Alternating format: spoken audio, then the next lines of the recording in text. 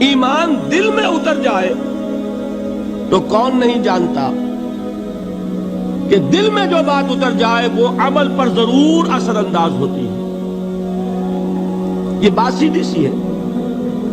دل میں یقین ہو عمل اس کے مطابق ہوگا. 2 اور 2 4 کی طرح مثالیں دے دوں آپ کو. آپ کو یقین ہے آگ جلاتی ہے، آپ ہاتھ ڈالتے ہیں اس میں، کیوں؟ یقین ہے کہ جلاتی ہے، لہذا کوئی شخص ہاتھ نہیں ڈالے گا. غلطی سے پڑ جائے تو پڑ جائے، جان بوجھ کے کون ڈالے گا؟ اچھا، میں بلکہ یہاں تک کہا کرتا ہوں کہ یقین تو بڑی دور کی شے ہے. گمان بھی ہو، گمان، اس کا نتیجہ بھی عمل میں نکل آتا ہے. کون شخص نہیں جانتا کہ سارے سانپ زہریلے نہیں ہوتے؟ معلوم ہے نا. لیکن جو سانپ ہے پتہ نہیں کم بخت یہ زہریلا ہو، ہے کہ نہیں؟ یقین نہیں ہے کہ یہ زہریلا ہے. ہو سکتا ہے کہ زہریلا ہو، صرف زن ہے نا، آپ قریب پھٹکتے ہیں اس کے. معلوم ہوا کہ یقین تو بڑی شے ہے. وہ تو میں نے اقبال کے آپ کو شعر سنایا بارہا. یقین پیدا کرے ناداں، یقین سے ہاتھ آتی ہے وہ درویشی کے جس کے سامنے جھکتی ہے فغفوری. یہ اولیاء اللہ کون تھے؟ صاحب یقین ہی تو تھے، اور کون تھے؟ جن کے سامنے بادشاہ جھکتے تھے. شیخ عبد القدوس گنگوہی رحمت اللہ علیہ کس زمانے میں تھے؟ یہ ابراہیم لودھی اور اکبر کا زمانہ، بابر کا زمانہ، جب جنگ ہوئی ان کے مابین. ابراہیم لودھی چل کر آیا ہے کہ بابر آ گیا ہے، میں جا رہا ہوں مقابلے کے لیے، پانی پت کی پہلی جنگ ہونے والی ہے، میرے لیے دعا کر دیجئے. فرماتے ہیں ذرا ہٹ جاؤ، ہماری دھوپ چھوڑ دو. دعا نہیں کی اور وہ شکست اس نے کھائی، مارا گیا. ان سے بھی پہلے کی بات ہے، نظام الدین اولیاء رحمت اللہ علیہ 7 بادشاہوں کا زمانہ دیکھا ہے. کسی بادشاہ سے ملنے کا تو خیر سوال ہی نہیں، اس کے پاس جانے کا سوال نہیں، کسی کو اجازت نہیں دی حاضر ہونے کی.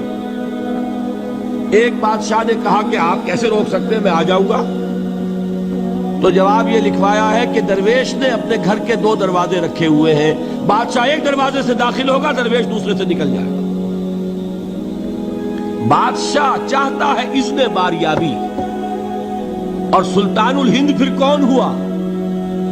سلطان الہند تو پھر نظام الدین اولیاء ہوئے، جس کی قدم بوسی کے لیے بادشاہ آنا چاہتا ہے اور وہ اجازت نہیں دے رہے. اس لیے ان کا نام ہے سلطان الہند، حضرت نظام الدین اولیاء رحمت اللہ علیہ. تو یہ جان لیجئے. ایک اور کا واقعہ ابو علی قلندر کا.